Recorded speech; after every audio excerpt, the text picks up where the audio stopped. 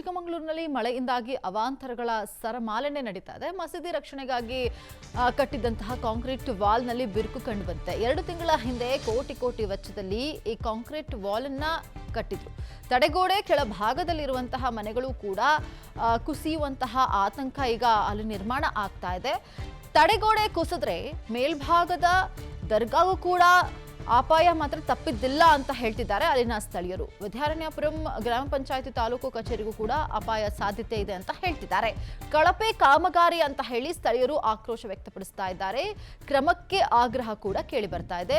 ದೃಶ್ಯದಲ್ಲಿ ಗಮನಿಸ್ತಾ ಇದ್ದೀವಿ ನೋಡಿ, ಅಷ್ಟು ದೊಡ್ಡದಾಗಿ ಕಟ್ಟಿರುವಂತಹ ಈ ವಾಲ್ನಲ್ಲಿ ಬಿರುಕು ಕಂಡು ಬಂದಿದೆ. ಈಗ ಕಟ್ಟಿರುವಂಥದ್ದು ರೀಸೆಂಟ್ ಆಗಿ.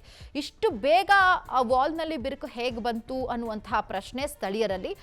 ಒಂದು ವೇಳೆ ಅದೇನಾದರೂ ಬಿದ್ದರೆ ಬೇರೆ ಬೇರೆ ಮನೆಗಳಿರಬಹುದು ಅಥವಾ ಮಸೀದಿ ಇರಬಹುದು, ಎಲ್ಲದಕ್ಕೂ ಕೂಡ ಹಾನಿ ಆಗುತ್ತೆ ಅಂತ ಹೇಳಿ ಆಕ್ರೋಶವನ್ನು ವ್ಯಕ್ತಪಡಿಸ್ತಾ ಇದ್ದಾರೆ. ಅಂದ್ರೆ ಯಾಕಾಗಿ ಈ ತರ ಆಯ್ತು ಅಂದ್ರೆ ಕಳಪೆ ಕಾಮಗಾರಿ ಮಾಡಿದ್ದಾರೆ ಅನ್ನುವಂತಹ ಆಕ್ರೋಶ. ಸ್ಥಳಕ್ಕೆ ಭೇಟಿಯನ್ನು ಕೊಟ್ಟಿದ್ದಾರೆ ಶಾಸಕ ಟಿ.ಡಿ. ರಾಜೇಗೌಡ.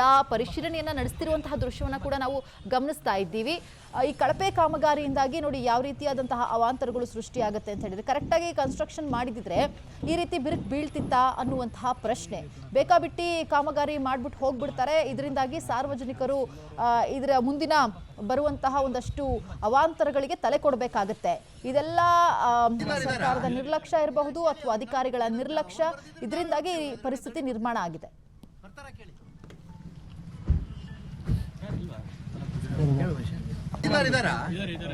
ಕೇಳಿ ಅವ್ರನ್ನ ಏನಂತ ಅವ್ರು ಬರ್ದಿದ್ರೆ ನಾವೇ ಹೋಗ್ತೀವಿ. ಅವ್ರ ಅದ್ರಗಡೆ ದಡಿ ಕೂತ್ಕೊಂತೀನಿ ಅಷ್ಟೇ. ಬರ್ತಾರ ಕೇಳಿ.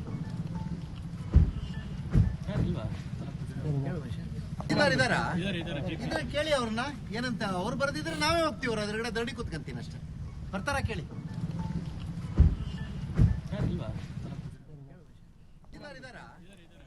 ಸ್ಥಳಕ್ಕೆ ಭೇಟಿಯನ್ನು ಕೊಟ್ಟಿದ್ದಾರೆ ಅಲ್ಲಿನ ಶಾಸಕ ಟಿ.ಡಿ. ರಾಜೇಗೌಡ ಅವರು. ನೋಡಿ, ಕರೀರಿ ಅವರನ್ನ ಫಸ್ಟು, ಅವ್ರಾಗ ಬರ್ತಾರಾ ಅಥವಾ ನಾವೇ ಧರಣಿ ಕೂತ್ಕೋಬೇಕಾ ಅನ್ನುವಂತಹ ಆಕ್ರೋಶವನ್ನು ವ್ಯಕ್ತಪಡಿಸ್ತಾ ಇದ್ದಾರೆ.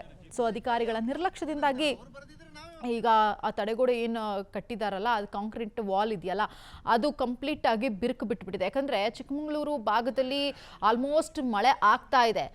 ಏನೇ ಮಳೆ ಬರಲಿ, ಬಿಸಿಲಿರಲಿ, ಬಟ್ ನೀವು ಕನ್ಸ್ಟ್ರಕ್ಷನ್ನ ಕರೆಕ್ಟಾಗಿ ಮಾಡಿದಿದ್ರೆ ಈ ರೀತಿಯಾದಂತಹ ಅವಾಂತರಗಳು ಸೃಷ್ಟಿ ಆಗೋದಿಲ್ಲ. ಈಗ ಬೇಕಾಬಿಟ್ಟು ಕಟ್ಬಿಟ್ಟು ಹೋಗ್ಬಿಟ್ರೆ ಸಾರ್ವಜನಿಕರ ಪರಿಸ್ಥಿತಿ ಏನಾಗಬೇಕು? ಸುತ್ತಮುತ್ತ ಇರುವಂತಹ ಮನೆಗಳಿರಬಹುದು ಅಥವಾ ಬೇರೆ ಯಾವುದೇ ದೇವಸ್ಥಾನ, ಮಸೀದಿ ಏನೇ ಇರಲಿ, ಅವುಗಳ ಪರಿಸ್ಥಿತಿ ಏನಾಗಬೇಕು? ನೋಡಿ, ಕೆಳಗಡೆ ಮನೆ ಇದೆ ಅಂತ ಅನ್ಸುತ್ತೆ, ಮೇಲ್ಗಡೆ ಬಿದ್ದರೆ ಆ ಕಂಪ್ಲೀಟ್ ಆಗಿ ಮನೆ ಎಲ್ಲ ಡೆಮಾಲಿಷ್ ಆಗಿಬಿಡುತ್ತೆ. ಸೊ ಅಧಿಕಾರಿಗಳ ನಿರ್ಲಕ್ಷ್ಯದಿಂದಾಗಿ ಈ ರೀತಿ ಪರಿಸ್ಥಿತಿ ಆಗಿದೆ ಅಂತ ಹೇಳಿ ಆಕ್ರೋಶವನ್ನು ವ್ಯಕ್ತಪಡಿಸ್ತಾ ಇದ್ದಾರೆ.